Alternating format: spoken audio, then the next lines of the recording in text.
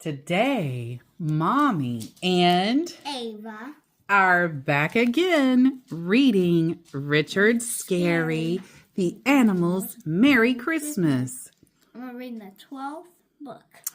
So there's 21 stories in here by Katherine Jackson. And like Ava said, we are on the 12th story in the book. And this one happens to be Ava's favorite one.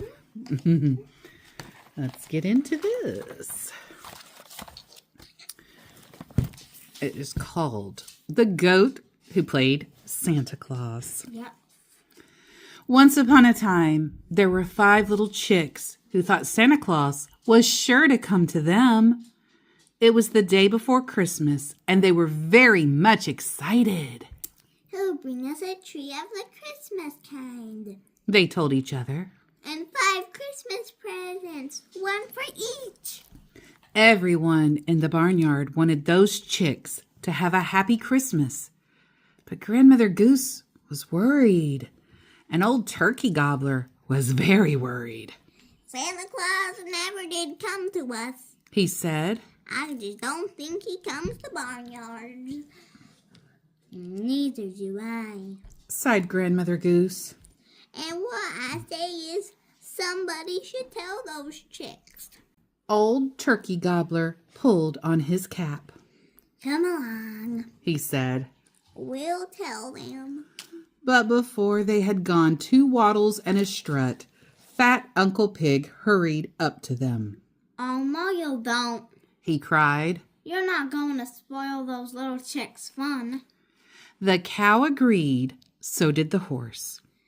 Indeed you won't, bleated the sheep, running up.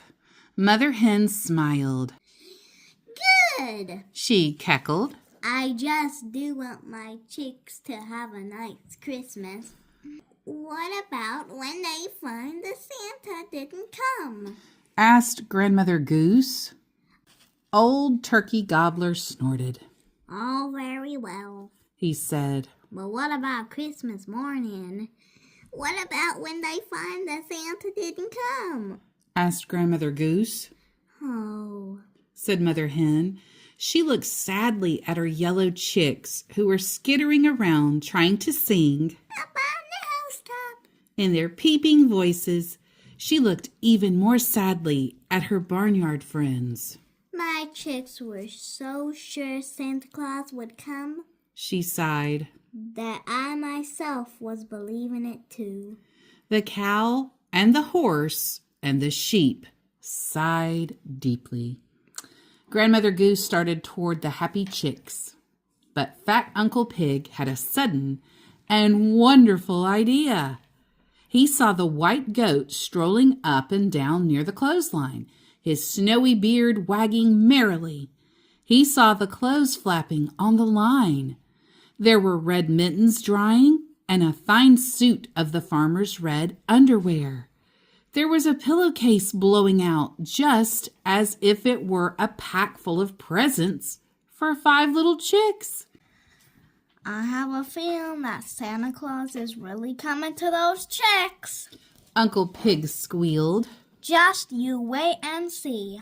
Then he whispered his wonderful idea to the other animals. Mother Hen was so pleased that she ran in circles until she saw everything twice. The cow and the horse grinned from ear to ear. Look how cute the chickens are. And they they are were very so cute when they were singing up on the house. Oh, Maybe the goat won't help. sighed Grandmother Goose. I'll ask him, smiled the sheep, and she went and talked to the goat. His eyes twinkled. I'd love to do it, he said. Sounds like fun. The horse, meanwhile, neatly nipped the clothespins from the red mittens, the red underwear, and the pillowcase, and took them off the line. Uncle Pig, meanwhile, went looking in the junk heap in the back of the barn. He looked very sharply, and what did he find? Oh, some wonderful things.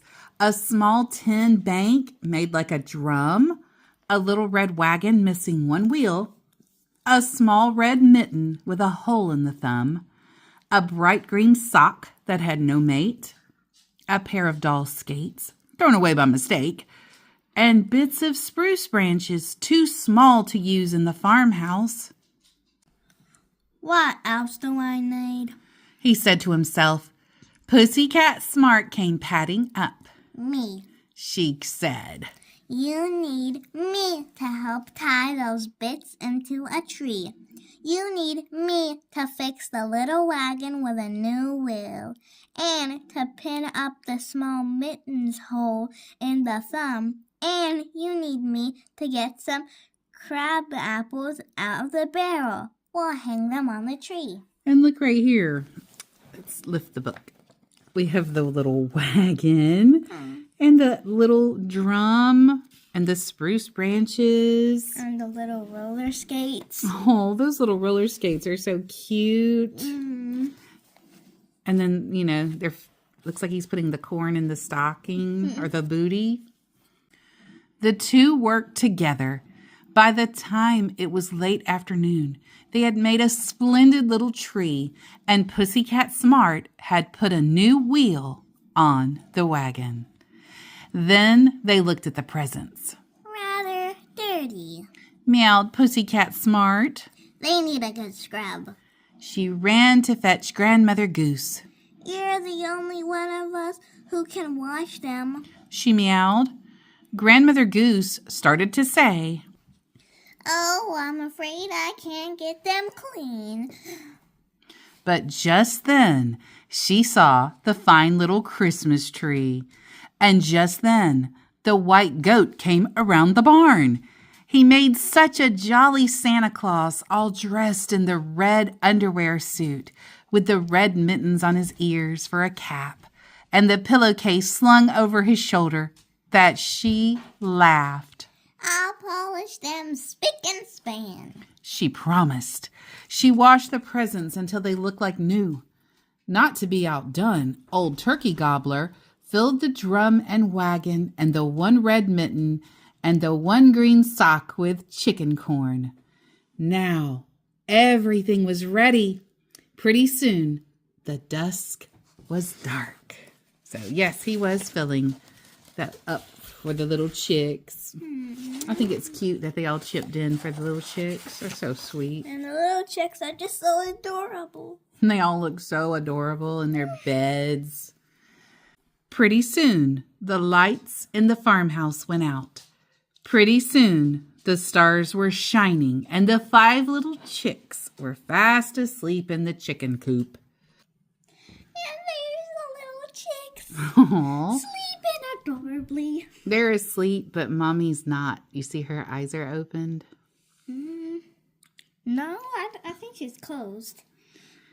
It's time to go, whispered the barnyard animals. Come on, Santa Claus goat.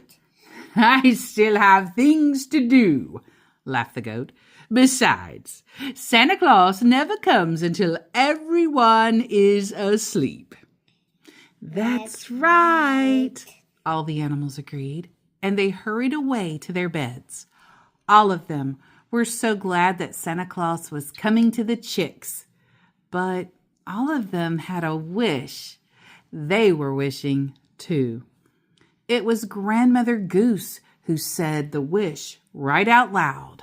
I wish Santa Claus would come to me just once, she said, and then she fell asleep. So show us Grandmother Goose in her bed.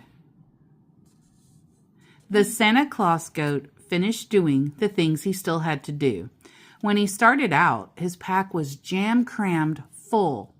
There seemed to be so much more in it than presents for 5 little chicks. Then he tiptoed into the barn and put down his pack. Out of it, he took presents and presents and presents for everyone in the barn.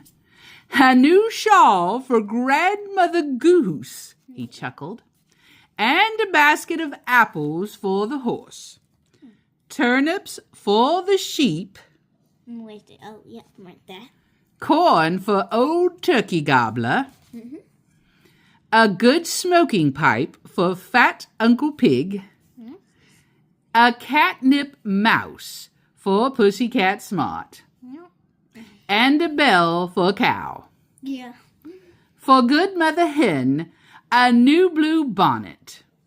And for me, a rich plum pudding to eat, can and all. Very tired he was, the Santa Claus goat, from collecting all those splendid presents.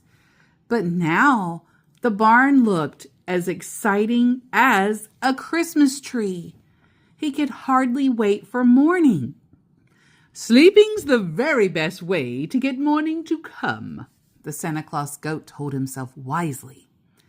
And he crept quietly into his bed and was soon asleep, still dressed in his funny red Santa Claus suit, and still feeling warm and merry inside from being such a wonderful make-believe Santa Claus. Very cute. I love all the animals asleep. They're very sweet. The end. And thank you to everyone who stayed for the reading of Richard Scarry, The Animals' Merry Christmas.